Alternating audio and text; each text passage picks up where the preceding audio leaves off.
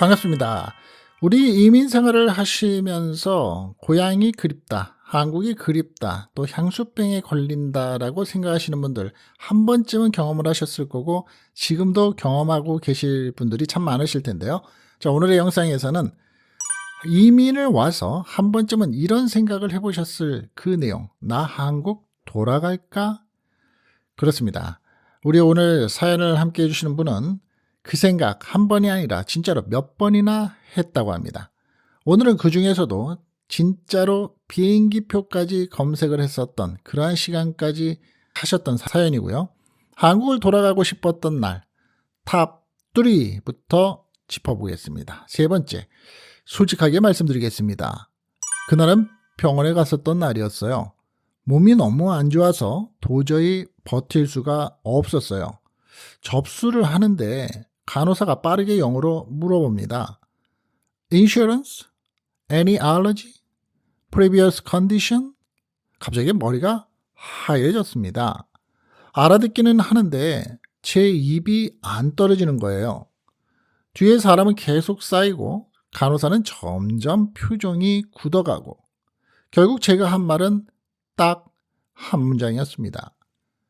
Sorry. 그 순간 사람들이 저를 보는 눈빛이 그게 아직도 잊혀지지 않습니다.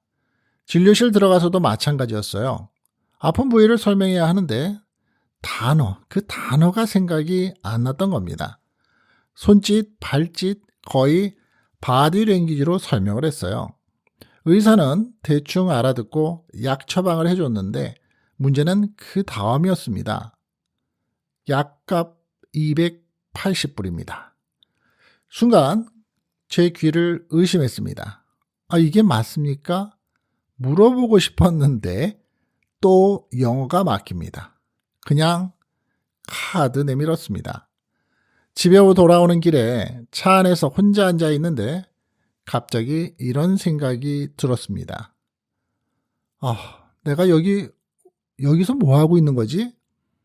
내가 꼭 이렇게까지 살아야 하나? 그날 밤 진짜로 한국행 비행기를 검색했습니다. 자, 이 내용만 본다 그러면 많은 분들이 참 비판도 많이 하시겠죠. 영어 공부를 해야지 그럼 이 사람아. 다른 나라에 가서 살면서 그 나라에서 필요한 영어, 랭귀지 뭐 이런 거 생각 안 해나? 그리고 트랜스레이션도 있잖아. 그리고 나 통역 원해요 정도는 배우고 살아야 되는 거 아니야? 그 사람이 사는 게 잘못한 거지 라고 말씀을 하실 수도 있죠. 근데 사람은 스타일이 틀리죠. 나 같은 사람만 있으면 세상은 또 틀리죠. 소극적인 사람도 있죠. 마음이 이렇게 굉장히 오픈 마인드가 아닌 사람들도 있습니다. 그리고 또 부끄러움을 가지고 있는 사람들도 있겠죠. 또 때로는 ADHD 같은 공황장애를 같은 그런 것을 앓고 있는 경우의 사람들도 있을 수 있고요. 그 순간에는. 자, 탑 2입니다. 사람에게 상처를 받은 날입니다. 이건 지금 생각해도 가장 화가 나는 이야기입니다. 미국 와서 처음으로 마음을 열었던 사람이 있었습니다. 같은 한국 사람이었고 정말 가족처럼 챙겨줬던 사람이었어요. 같이 밥 먹고 같이 장도 보고 힘들 때마다 전화하고 그 사람 덕분에 버틴 시간도 참 많았습니다. 근데 어느 날 형, 나 진짜 급한데 바로 돈 이야기였습니다. 솔직히 고민을 했습니다. 근데 그동안 쌓인 정도 있으니까 믿거니 하고 빌려줬습니다. 결과는 어떻게 됐을까요? 우리 시청하시는 분 예상하시는 그대로입니다. 연락이 점점 뜸해지더니 어느 순간 완전히 사라진 겁니다. 처음에는 걱정 안 했습니다. 무슨 일이 있나? 근데 나중에 알게 된 사실, 그게 저한테만 해먹고 도망간 게 아니었다는 겁니다. 이미 여러 명이 같은 방식으로 당했더라고요. 그날 이것도 큰 충격이었습니다. 돈도 돈이지만 바로 사람에 대한 믿음이 깨졌다는 게 더 컸습니다. 이민 생활을 하면서 집에 와서 가만히 앉아서 있는데 이 생각이 계속 맴돌았습니다. 한국이었으면 이 정도는 아니었을 텐데 여기서는 사람도 못 믿게 되나? 그날 이후로 사람 만나는 게 무서워졌습니다. 전화 오는 것도 싫고 누가 다가오는 것도 부담스럽고 카톡 같은 연락이 오는 것도 짜증나고, 그리고 또 한 번의 비행기표를 검색했습니다. 마지막 남은 탑 1입니다. 탑 1. 명절날 혼자였던 그날이 생각이 됩니다. 이건 진짜 말로 설명이 안 되는 감정이었습니다. 설날이었어요. 한국에서는 가족들이 모여서 북적북적했을 시간이었죠. 근데 저는 미국의 작은 아파트에서 혼자였습니다. 아침에 눈을 떴는데 너무 조용합니다. 밖에서는 평소랑 똑같은 하루. 아무도 설날인지를 몰라요. 괜히 TV 켰다가 한국 방송을 봤습니다. 가족들 모여서 웃고 떡국 먹고 세배하고 그 장면을 보는데 갑자기 눈물이 나기 시작을 했습니다. 전화라도 해볼까 했는데 괜히 더 외로워질 것 같아서 그냥 하지 못했습니다. 그날 진짜 아무 말도 안 하고 하루를 보냈습니다. 저녁쯤 되니까 이런 생각이 들더군요. 내가 왜 여기 와 있지? 지금이라도 돌아갈까? 그날은 진짜로 마음이 무너진 날이었습니다. 이 사연도 많은 분들이 같은 얘기를 하실 겁니다. 친인척, 형제자매가 없는 어느 이민 생활을 시작한다면 야, 종교 모임 가면 되지 않아? 종교 모임 가면 그럴 때마다 외로운 유학생들, 또 같은 처지에 있는 비사람들끼리 모여가지고 떡국도 먹고 또 대화도 나누고 같이 비디오도 보고 이런 경우도 많잖아.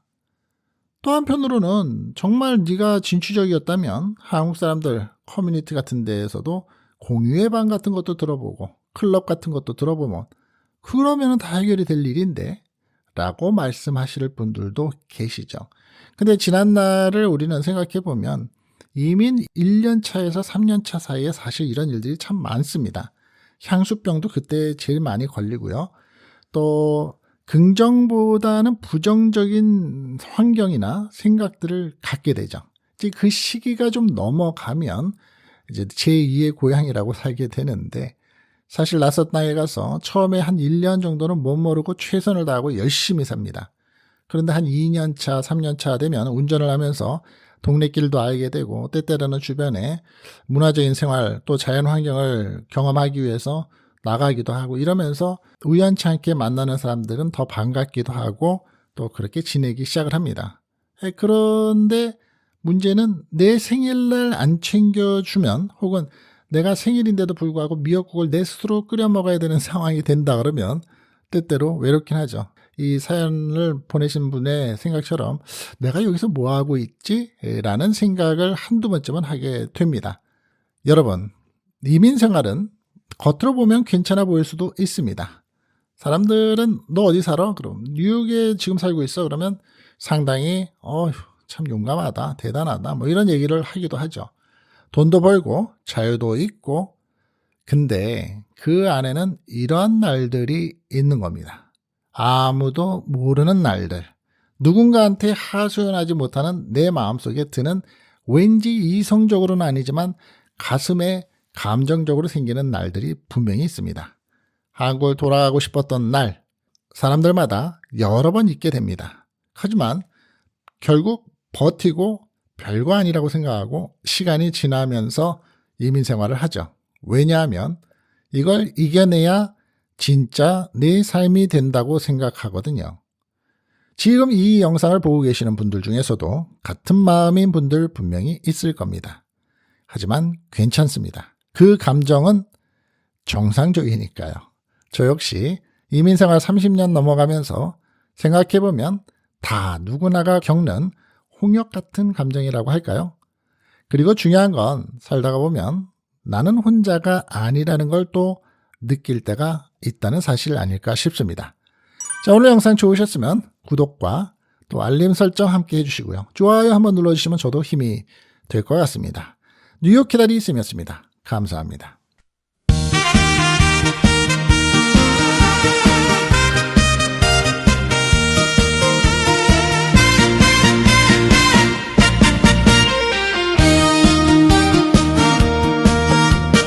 세계 소식 한눈에 쏙 상식과 시사까지 kopkop 궁금했던 이야기 뉴욕 기다리쌤이 전해줘요. 뉴욕 기다리쌤 구독 꾹 눌러요. 좋아요 알림까지 함께 가요. 매일매일 새 소식 지식이 팡팡 세상과 만나는 신뢰의 채널 뉴욕 기다리쌤.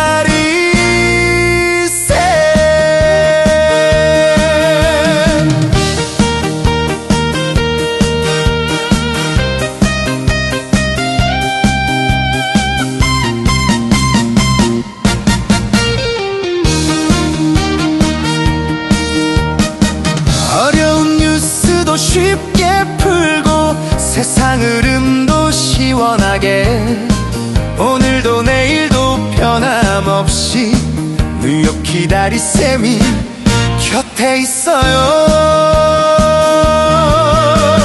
뉴욕 기다리쌤 구독 꾹 눌러요. 좋아요 알림까지 함께 가요.